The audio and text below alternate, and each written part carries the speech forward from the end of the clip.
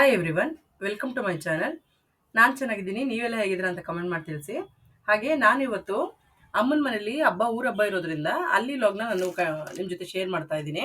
ಅಮ್ಮನ ಮನೇಲಿ ಫೆಬ್ರವರಿ 4 ಮಂಗಳವಾರ ಅಮ್ಮನ ಹಬ್ಬ ಮತ್ತು ಊರಬ್ಬ ಜಾತ್ರೆ ಎಲ್ಲ ಇತ್ತು.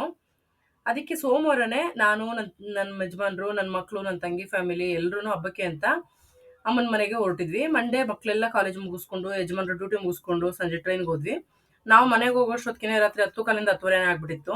ಹೋದಾಗಲೇ ಟೈಮ್ ಆಗಿರೋದ್ರಿಂದ ಎಲ್ಲರೂ ಡ್ರೆಸ್ ಚೇಂಜ್ ಮಾಡಿ ಫ್ರೆಶ್ ಅಪ್ ಆಗಿ ಫಸ್ಟು ಎಲ್ಲರೂ ಊಟ ಮಾಡ್ಕೊಂಡ್ಬಿಟ್ವಿ.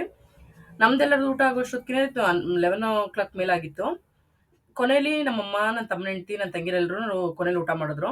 ಆಗಲೇ ಟೈಮು 11:30 ಮೇಲೆ ಆಗ್ಬಿಟ್ಟಿತ್ತು. ಹಬ್ಬ ಅಂತ ನನ್ನ ತಮ್ಮ ಮೆಹಂದಿ ತೊಗೊಂಬಂದಿದ್ದ. ಆ ಟೈಮ್ ಆಗಿರೋದ್ರಿಂದ ನಾನು ಊಟ ಆದ ತಕ್ಷಣ ನನ್ನ ತಂಗಿ ಮಗಳಿಗೆ ಮತ್ತು ನನ್ನ ತಮ್ಮನ ಮಗಳಿಗೆ ಇಬ್ರಿಗೂ ಎರಡೆರಡು ಕೈಗೂ ಮೆಹಂದಿ ಹಾಕ್ತಾ ಇದ್ದೆ. ನಾವು ಅಮ್ಮ ಮನೆಯಲ್ಲಿ ಪ್ರತಿ ಹಬ್ಬಕ್ಕೂ ಮೆಹಂದಿ ತೊಗೊಂಬರ್ತಾರೆ. ಆದರೆ ಮನೇಲಿ ಚಿಕ್ಕ ಚಿಕ್ಕ ಮಕ್ಳು ಇರೋದ್ರಿಂದ ಮೆಹಂದಿ ಹಾಕೊಳ್ಳೋಕ್ಕೂ ಅವ್ರಿಗೊಂಥರ ಖುಷಿ. ಈ ಸಲ ಇವರಿಬ್ರಿಗೂ ನಂಬರ್ಸು ಮತ್ತು ಮಲ್ಟಿಪ್ಲಿಕೇಶನು, ಆ್ಯಡಿಷನ್ಸು, ಸಬ್ಟ್ರಾಕ್ಷನು ಈ ಥರ ಥೀಮ್ನಲ್ಲಿ, ಈ ಥರ ಸಿಂಬಲ್ಸ್ಗಳಲ್ಲಿ ಯೂಸ್ ಮಾಡಿಕೊಂಡು ಮೆಹಂದಿ ಹಾಕೋಣ ಅಂತ ಆಗ್ತಾಯಿದ್ದೆ. ಟೈಮ್ ಆಗಿರೋದ್ರಿಂದ ನನ್ನ ತಮ್ಮನ ಮಗಳಿಗೆ ತುಂಬ ಚೆನ್ನಾಗಿ ನಿದ್ದೆ ಬಂದ್ಬಿಟ್ಟಿತ್ತು. ಮಕ್ಕಳಿಗೆ ಮೆಹಂದಿ ಹಾಕೊಳ್ಳೋದು ಅಂದರೆ ಒಂದು ರೀತಿ ಖುಷಿ. ಅದರಲ್ಲೂ ಇವ್ರು ಏನು ಮಾಡ್ತಾ ಇದ್ರು ಅಂತಂದರೆ, ಮನೇಲಿ ಯಾರ್ಯಾರು ಇದ್ದಾರೆ ಎಲ್ಲರದ್ದು ಇನ್ಶಿಲ್ ಹಾಕೋತಾ ಇದ್ರು. ಅಂದರೆ ಚಿಕ್ಕವರು ದೊಡ್ಡವರು ಎಲ್ಲರದೂ ಒಬ್ರು ಹಾಕೊಂಡ್ರೆ ಇನ್ನೊಬ್ರು ಸೇಮ್ ಅದೇ ಥರನೇ ಹಾಕಿಸ್ಕೊತಾ ಇದ್ಲು. ಮೊದಲು ಅವ್ರ ಇನ್ಶಿಲ್ಗಳನ್ನ ಮಧ್ಯಕ್ಕೆ ಹಾಕಿಸ್ಕೊಂಡು ಸುತ್ತಲೂ ನಂಬರು ಇಲ್ಲ ಅಥವಾ ಈ ಥರ ಸಿಂಬಲ್ಸ್ನ ಹಾಕಿಸ್ಕೊಂಡು ಅದಾದಮೇಲೆ ಮೇಲ್ಗಡೆ ಅಂಗೈಯಿಂದ ಮೇಲಕ್ಕಾದಂಗೆ ಫುಲ್ ಎಲ್ಲರೂ ಮನೇಲಿ ಯಾರ್ಯಾರು ಇದ್ದಾರೆ ಎಲ್ಲರದೂ ಸ್ಟಾರ್ಟಿಂಗ್ ಲೆಟರ್ಗಳನ್ನ ಹಾಕಿಸ್ಕೊತಾ ಇದ್ರು. ಹಾಗೆ ನಾನು ನನ್ನ ಯಜಮಾನ್ರು ಇಲ್ಲಿ ಮಾತಾಡ್ತಾ ಎಲ್ಲಡ್ಕೆ ಹಾಕೋತಾ ಇದ್ದೀವಿ. ಈ ಥರ ಮೆಹಂದಿ ನೋಡಿ ನನ್ನ ತಂಗಿ ಮಗಳು ನಾನು ಮೆಹಂದಿ ಹಾಕೊಳ್ಳುವಾಗ, ದೊಡ್ಡಮ್ಮ ನೀನು ಆಲ್ಫಾಬೆಟ್ನಲ್ಲಿ ಮೆಹಂದಿ ಹಾಕೋಬೇಕು ಅಂತ ಹೇಳ್ತಿದ್ಲು. ಸರಿ, ನಾನು ಸರಿ ಅಂತ ಹಾಗೆ ಹಾಕೋಣ ಅಂತ ಹಾಕೋತಾ ಇದ್ದೀನಿ. ಹೇಗೆ ಬಂದಿದೆ ಅಂತ ನೋಡಿ ಕಮೆಂಟ್ ಮಾಡಿ ತಿಳಿಸಿ. ನಾನು ಫಸ್ಟು ನನ್ನ ನನ್ನ ಮಕ್ಳಿಬ್ರದೂ ಇನ್ಶಿಲ್ಗಳನ್ನ ಹಾಕ್ಕೊಂಡು ಅದ್ರ ಮೇಲೆ ನಂದು ನಮ್ಮ ಯಜಮಾನ್ರು ಇನ್ಶಿಲ್ ಹಾಕ್ಕೊಂಡು ಬೆರಳುಗಳಿಗೆ ಅವ್ರ ಸ್ಟಾರ್ಟಿಂಗ್ ಲೆಟ್ರ್ಗಳಲ್ಲಿ ಹಾಕೋತಾ ಇದ್ದೆ. ಅದೇನೋ ಒಂಥರ ನನ್ನ ತಂಗಿ ಮಗಳಿಗೆ ಖುಷಿ ಅದು, ಆ ಥರ ಇನ್ಶಿಲ್ಗಳನ್ನೆಲ್ಲ ನೋಡಿ. ಹಾಗೆ ನಾವು ಕೂಡ ಅಮ್ಮರ ಮನೆ ಫಂಕ್ಷನ್ಗೆ ಅಂತೇಳಿ ಅಮ್ಮರ ಫ್ಯಾಮಿಲಿಯಲ್ಲಿ ಎಲ್ರಿಗೂ ಬಟ್ಟೆ ತೊಗೊಂಬಂದಿದ್ವಿ. ಆ ಬಟ್ಟೆಗಳನ್ನೆಲ್ಲ ತೆಗೆದು ತೋರಿಸ್ತಾ ಇದ್ಲು ನನ್ನ ತಂಗಿ. ನನ್ನ ತಮ್ಮನ ಹೆಂಡತಿ, ಅಮ್ಮ ಎಲ್ಲರೂ ಕುತ್ಕೊಂಡು ನೋಡ್ತಾ ಇದ್ರು ಮಕ್ಳ ಬಟ್ಟೆಗಳು, ಅವ್ರ ಬಟ್ಟೆಗಳೆಲ್ಲದನ್ನು.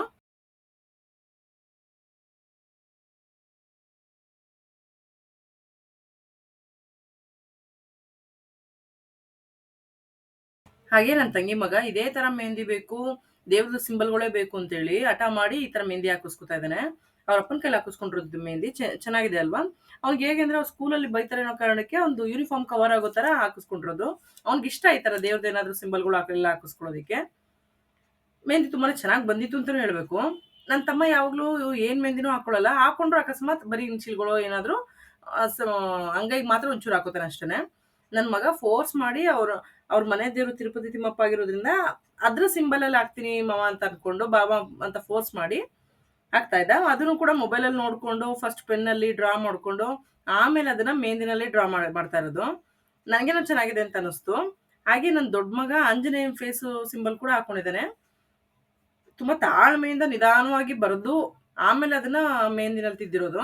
ಪಾಪ ಒಂದು ವಾರದಿಂದ ಮನೆ ಕ್ಲೀನಿಂಗು, ಹೊಲ ಮನೆ ಕೆಲಸ, ಹಬ್ಬದ ಕೆಲಸಗಳು, ಮನೇಲಿ ಚಿಕ್ಕ ಚಿಕ್ಕ ಮಕ್ಳನ್ನ ಮೇಂಟೈನ್ ಮಾಡಿಕೊಂಡು, ಮಕ್ಳನ್ನ ಸ್ಕೂಲಿಗೆ ಕಳಿಸ್ಕೊಂಡು ಎಲ್ಲದನ್ನು ಮೇಂಟೈನ್ ಮಾಡ್ತಿದ್ದು ಕಷ್ಟ ಅಂತಲೇ ಹೇಳ್ಬೋದು. ಹಾಗಾಗಿ ಅವ್ರುಗಳೇ ಎಲ್ಲ ಸ್ವಲ್ಪ ಸುಸ್ತಾಗಿದ್ರು. ಆಮೇಲೆ ಟೈಮ್ ಬೇರೆ ಆಗಿತ್ತಲ್ಲ, ಹಾಗಾಗಿ ನನ್ನ ತಮ್ಮ ಆಗಲೇ ಮಲ್ಕೋತಾ ಇದ್ದ. ಇನ್ನು ಬೆಳಗ್ಗೆ ಕುರಿ ಕುಯ್ಯೋದು ಬೇರೆ ಇತ್ತು. ಹಾಗಾಗಿ ಇನ್ನು ರಾತ್ರಿನೇ ನನ್ನ ತಮ್ಮ ಹೆಂಡತಿ ಬಾಗಿಲಿಗೆಲ್ಲ ನೀರು ಹಾಕಿ, ರಂಗೋಲಿ ಹಾಕಿ, ಮಕ್ಳುಗಳೆಲ್ಲ ಸೇರ್ಕೊಂಡು ಕಲರ್ಗಳನ್ನೆಲ್ಲ ಹಾಕಿದ್ರು. ರಂಗೋಲಿ ತುಂಬಾನೇ ಚೆನ್ನಾಗಿ ಬಂದಿತ್ತು. ನನ್ನ ತಮ್ಮನ ಹೆಂಡತಿ ಈ ಥರ ಚುಕ್ಕಿ ರಂಗೋಲಿಗಳ ಜೊತೆಗೆ ಮತ್ತೆ ಎಳೆ ರಂಗೋಲಿ ಕೂಡ ತುಂಬ ಚೆನ್ನಾಗಿ ಹಾಕ್ತಾರೆ. ಆಮೇಲೆ ಅವ್ರ ಬಾಗ್ಲ ಹತ್ರ ಜಾಗ ಕೂಡ ರೋಡಲ್ಲಿ ತುಂಬ ದೊಡ್ಡದಾಗಿ ಚೆನ್ನಾಗಿದೆ. ಅವತ್ತಂತೂ ಯಾರ ಮನೆ ಹತ್ರ ನೋಡಿದ್ರು ದೊಡ್ಡ ದೊಡ್ಡ ರಂಗೋಲಿಗಳೇ ಕಾಣಿಸ್ತಾ ಇತ್ತು. ಎಲ್ಲರ ಮನೆ ಹತ್ರ ರಂಗೋಲಿಗಳಿಗೂ ಕಲರ್ನ ಹಾಕಿದ್ರು. ರಾತ್ರಿ ಮಲಗಿದ್ದು ಲೇಟ್ ಆಗಿದ್ರಿಂದ ಬೆಳಗ್ಗೆ ಎದ್ದಿದ್ದು ಸ್ವಲ್ಪ ಲೇಟೇ ಆಯಿತು ಅಂತ ಹೇಳ್ಬೇಕು. ನಮ್ಮಪ್ಪ ಮತ್ತು ನನ್ನ ತಮ್ಮ ಇಬ್ರು ಕುರಿ ಕಡ್ದು ಕ್ಲೀನ್ ಮಾಡಿ ಕಟ್ ಮಾಡೋ ಕೆಲಸಗಳೆಲ್ಲ ಇಬ್ರಿಗೂ ಬರುತ್ತೆ. ಹಾಗಾಗಿ ಎಲ್ಲ ಕೆಲಸಗಳು ಅವರೇ ಮಾಡ್ಕೋತಾರೆ. ಯಾವುದು ಏನು ಹೆಲ್ಪ್ ಬೇಕು ಅನ್ನೋದೇನಿಲ್ಲ, ಅಥವಾ ಯಾರ ಹತ್ರ ಬೇರೆಯವ್ರ ಹತ್ರ ಕ್ಲೀನ್ ಮಾಡಿಸ್ತೀವಿ ನಂಗೇನಿಲ್ಲ.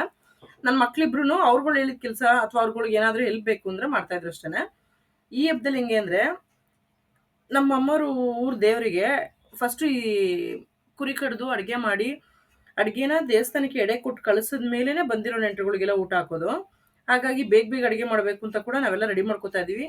ಈ ಚಿಕ್ಕ ಚಿಕ್ಕ ಮಕ್ಕಳು ಕೂಡ ನಾವೇನಾದ್ರೂ ಹೆಲ್ಪ್ ಮಾಡ್ತೀವಿ ಅಂತ ಅನ್ಕೊಂಡು ಬಂದ್ ಜೊತೆಲಿ ಕುತ್ಕೊಂಡು ಈರುಳ್ಳಿ ಬಿಡಿಸೋದು ಅಥವಾ ಕಾಯಿ ತುರಿ ಹತ್ರ ಏನಾದ್ರು ಸಣ್ಣ ಪುಟ್ಟ ಕೆಲಸ ಮಾಡೋದು ಈ ತರ ಮಾಡ್ಕೊಡ್ತಾ ಇದ್ರು.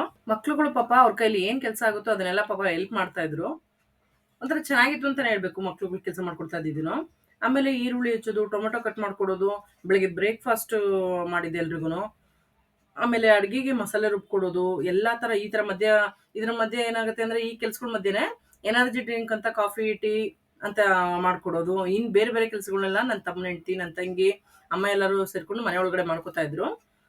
ಈ ತರ ಹಬ್ಬಗಳಲ್ಲಿ ದೊಡ್ಡ ದೊಡ್ಡ ಅಡುಗೆಗಳು ಮಾಡೋದಕ್ಕೆ ಅಂತಾನೆ ಹಿಂದೆಗಡೆ ರೂಮ್‌ನಲ್ಲಿ ಯಾವಾಗ್ಲೂ ಅಲ್ಲೇ ರೆಡಿ ಮಾಡೋದು. ನಾನು ಅಲ್ಲೇ ಅಡುಗೆ ರೆಡಿ ಮಾಡ್ಕೊತಾ ಇದ್ದೆ. 15ರಿಂದ 18 ಕೆಜಿಯಷ್ಟು ಮಟನ್ ಸಾಂಬಾರು, ಲಿವರು, ಬೋಟಿ ಮತ್ತೆ ಕಡಲೆಕಾಳು, ಬಟಾಣಿ ಎಲ್ಲ ಹಾಕಿ ಒಂದು ಬೋಟಿ ಗೊಜ್ಜು. ಮತ್ತೆ ಇನ್ನೊಂದು ಬೋಟಿ ಗೊಜ್ಜು ಹೇಗೆ ಅಂದ್ರೆ ಅವರೆಬೇಳೆ ಮತ್ತೆ ಬೋಟಿ ಮಾತ್ರ ಹಾಕಿ ಅದೊಂದು ಬೋಟಿ ಗೊಜ್ಜು. ಮತ್ತೆ ಎಕ್ಸ್ಟ್ರಾ ಚಿಕನ್ ಫ್ರೈ, ಮುದ್ದೆ, ಅನ್ನ, ಸಾಂಬಾರು ಎಲ್ಲ ಅಲ್ಲಿ ಹಿಂದೆಗಡೆ ರೂಮಲ್ಲೇ ಮಾಡ್ಕೊತಾ ಇದ್ವಿ. ಯಾಕೆಂದ್ರೆ ಅಲ್ಲಿ ಹಿಂದೆಗಡೆ ರೂಮಲ್ಲಿ ಹೇಗೆ ಅಂತಂದ್ರೆ ದೊಡ್ಡದು ಡಬಲ್ ಒಲೆ ಗ್ಯಾಸ್ ಇಟ್ಕೊಂಡಿದೀವಿ. ಅದು ಇಂಥ ಫಂಕ್ಷನ್ಗಳಿದ್ದಾಗ ಮಾತ್ರ ಯೂಸ್ ಮಾಡೋದು.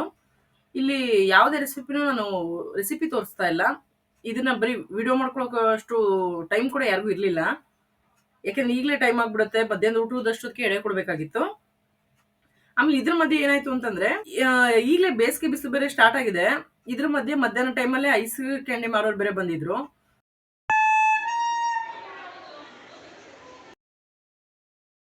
ಎಲ್ಲರೂ ಸೇರ್ಕೊಂಡು ಐಸ್ ಕ್ಯಾಂಡಿ ತಗೊಂಡಿದ್ವಿ. ಐಸ್ ಕ್ರೀಮ್ ತಿನ್ನೋದು ಕಾಮನ್ ಆಗ್ಬಿಟ್ಟಿತ್ತು. ಐಸ್ ಕ್ಯಾಂಡಿ ಬಂದಿತ್ತಲ್ಲ ಅನ್ನೋ ಕಾರಣಕ್ಕೆ ಎಲ್ಲರೂ ತಗೊಂಡ್ವಿ. ಮಕ್ಳಿಗೆ ಅಂತ ಹೋಗಿ ದೊಡ್ಡವ್ರಿಗೂ ಕೂಡ ತಗೊಂಡಿದ್ದಾಯ್ತು. ಇಲ್ಲಿ ನೋಡಿ 3 ಮಕ್ಳುಗಳು ಒಟ್ಟಿಗೆ ಕುತ್ಕೊಂಡು ಐಸ್ ಕ್ಯಾಂಡಿ ತಿಂತಾ ಇದಾರೆ. ಮಕ್ಳಿಗಂತೂ ಫುಲ್ ಖುಷಿನೋ ಖುಷಿ ಇವತ್ತು. ಯಾಕಂದ್ರೆ ಯಾರು ಬೈಯಲ್ಲ. ಇವತ್ತು ಹೆಂಗ್ ಬೇಕಿರೋ ಐಸ್ ಕ್ರೀಮ್ ತಿನ್ಬೋದು, ಎಷ್ಟು ಬೇಕಿದ್ರು ಆಟ ಆಡ್ಬೋದು. ಇವತ್ತು ಹಬ್ಬದ ದಿನ ಬೈಯಲ್ಲ ಅನ್ನೋದೇ ಅವ್ರಿಗೊಂದು ರೀಸನ್. ಇವ್ರು 3 ಜನ ಹೆಂಗೆ ಅಂದ್ರೆ ಏನ್ ಕೆಲಸ ಮಾಡಿದ್ರು ಒಟ್ಟೊಟ್ಟಿಗೆ ಮಾಡ್ತಾರೆ, ಚೆನ್ನಾಗಿ ಕಿತ್ತಾಡ್ತಾರೆ, ಚೆನ್ನಾಗಿ ಒಟ್ಟೊಟ್ಟಿಗೆ ಆಟ ಆಡ್ತಾರೆ, ಹಾಗೆ ಬೈಸ್ಕೋತಾರೆ. ಚಿಕ್ಕದ್ರಿಂದನೂ ಇವ್ರು 3 ಜನ ಹೀಗೇನೆ. ಹಾಗೆ ಇಲ್ಲಿ ನೋಡಿ ಕೋಳಿ ಕ್ಲೀನ್ ಮಾಡ್ತಾ ಇದ್ದಾರೆ ಅಪ್ಪ, ತಮ್ಮ, ಮಕ್ಳೆಲ್ಲರೂ ಸೇರ್ಕೊಂಡು. ನಾವುಗಳೆಲ್ಲ ಬೆಂಗಳೂರಲ್ಲಿ ಹೆಂಗೆ ಅಂತಂದ್ರೆ ಚಿಕನ್ ಅಂಗಡಿಲೇ ಕ್ಲೀನ್ ಮಾಡಿಸ್ಕೊಂಡು ತಗೊಂಡ್ಬಂದ್ಬಿಡ್ತೀವಿ. ಆದ್ರೆ ಇಲ್ಲಿ ಈ ತರ ಊರುಗಳು ಹೆಂಗೆ ಅಂತಂದ್ರೆ ಕೋಳಿನ ಮನೆಗೆ ತಗೊಂಡ್ಬಂದು ಅವರೇ ಕಟ್ ಮಾಡಿ ಬಿಸಿನೀರಲ್ಲಿ ಹಾಕಿ ಚೆನ್ನಾಗಿ ನೀಟಾಗಿ ಕ್ಲೀನ್ ಮಾಡಿ ಪೀಸ್ ಯಾವ ಸೈಜ್ ಬೇಕೋ ಆ ಸೈಜಿಗೆ ಅವರೇ ಕಟ್ ಮಾಡ್ತಾರೆ. ಅವ್ರುಗಳು ಕೋಳಿನ ಕ್ಲೀನ್ ಮಾಡ್ತಾ ಇರೋದನ್ನ ನೋಡಿ ನನ್ನ ತಂಗಿ ಮಗನು ಮತ್ತೆ ನನ್ನ ತಮ್ಮನ ಮಗನು, ತಂಗಿ ಮಗ ಮತ್ತೆ ತಮ್ಮನ ಮಗ ಇಬ್ರುನು ಒಂದ್ ಕಡೆ ಹೆದರ್ಕೋತಾರೆ, ಒಂದ್ಸಲ ಅದ್ ಹತ್ರಕ್ಕೆ ಹೋಗಿ ನಿಂತ್ಕೊಂಡು ನೋಡ್ತಾರೆ. ಇದೇ ತರನೇ ಹೋಗಿ ಬಂದು ಮಾಡ್ತಾನೆ ಇದ್ರು. ಆಮೇಲೆ ದೇವಸ್ಥಾನಕ್ಕೆ ಎಡೆ ತಗೊಂಡು ಹೋಗೋದಕ್ಕೆ ಟೈಮ್ ಆಯ್ತು ಅಂತ ಬೇಗನೆ ಅಡುಗೆ ಮಾಡಿ ಮುಗಿಸ್ಬಿಟ್ಟು ದೇವಸ್ಥಾನಕ್ಕೆ ಹೋಗೋರ್ ಕೈಲಿ ಎಡೆ ಕೊಟ್ಟು ಕಳಿಸ್ಬಿಟ್ವಿ. ಇದ್ರ ಮಧ್ಯೆ ನಾವು ವಿಡಿಯೋ ಮಾಡ್ಕೊಳ್ಳೋದನ್ನ ಮತ್ತೆ ಮರ್ತೆ ಬಿಟ್ಟಿದ್ವಿ. ಕೊನೆಗೆ ಅವ್ರು ದೇವಸ್ಥಾನದಿಂದ ಎಡೆ ಎಲ್ಲ ತಗೊಂಡ್ಬಂದು ಆದ್ಮೇಲೆ ಸ್ವಲ್ಪ ಜನದ ಊಟ ಆಗಿ ಕೊನೆಗೆ ನಮ್ಮನೆಯವ್ರು ಯಾರು 4 ಜನ ಊಟಕ್ಕೆ ಕೂತಿದ್ದಾಗ ಮಾತ್ರ ನಾನು ಚಿಕ್ಕದಾಗಿ ಒಂದು ಕ್ಲಿಪ್ಪಿಂಗ್ ವಿಡಿಯೋ ತಗೊಂಡೆ ಅಷ್ಟೇನೆ.